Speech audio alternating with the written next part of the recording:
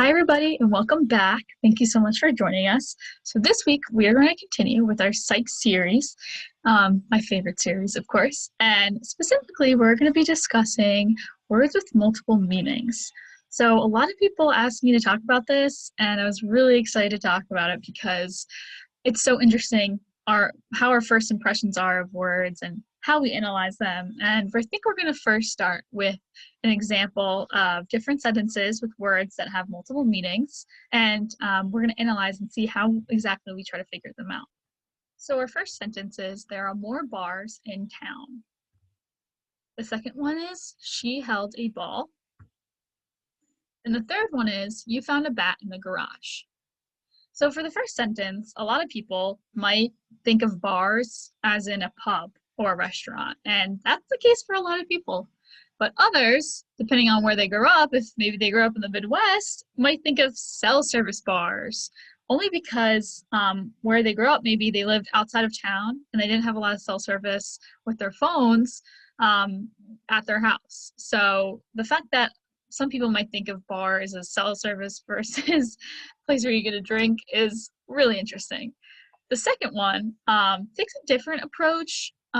It's definitely not life experience, but rather how we live today, what our society is like. So the second sentence is, she held a ball. So now, today, we might think of a sports ball, basketball, baseball, whatever. Maybe 100 years ago, people might have thought of a dance where the girls get dressed up in big gowns and the guys wear tuxedos and they ask you to dance and it's a big party. But now it's more about sports because balls they don't really happen now. So the third sentence is, you found a bat in the garage. So for most people, they'd probably think of a baseball bat. For me, I might think of the animal only because I've had bats that lived near my house, and I've had them come into my house before, and maybe someone who's lived in McVinney or Mara, you can testify against the fact that we've had bats in the dorms. So it's really interesting to see how people kind of figure out these words and what they mean. So we're going to actually talk about the modular model of language processing, and this kind of processing helps us when we try to figure out these ambiguous words. So it's a bottom-up processor, and we're going to have an example right here. So first, when we think of the word bars, so it goes into the input features and into our lexical processor. So here the lexical processor is pretty much the most basic of them all. It takes all these strings of letters and puts them into the word that we know. So B-A-R-S, bars. That would be the lexical processing. So then the syntactic processor is identifying whether the word is a noun, a verb, an adverb, and what it means in the sentence. What does it act as?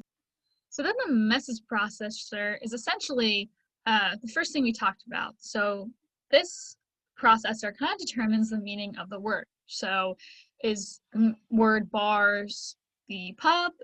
Is it the cell service bars?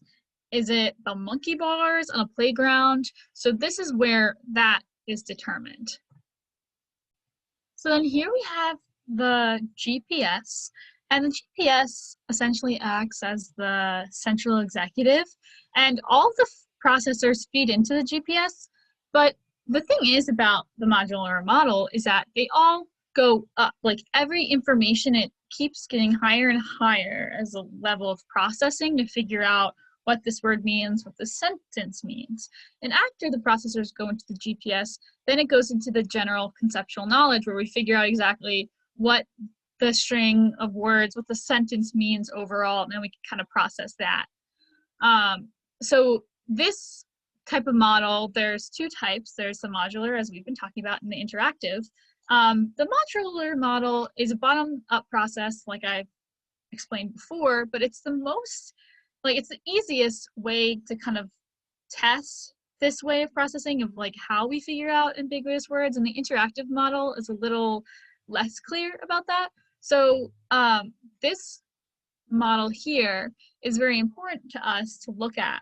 I think it'd be the most reliable model in terms of how exactly we process these words. So where I said that um, this modular model is the clearest, it does come with some disadvantages. It's a very strict model, unlike the interactive model where there are more options to see how exactly we process these words. But like I said, it's more testable because you can see how it kind of keeps getting more um, detailed at each level with this processing, and it eventually goes into the general conceptual knowledge where we're actually able to figure out this word and what it means to us, and we can process it further. So thank you guys so much for coming. I hope you enjoyed this video, and have a great week. Bye.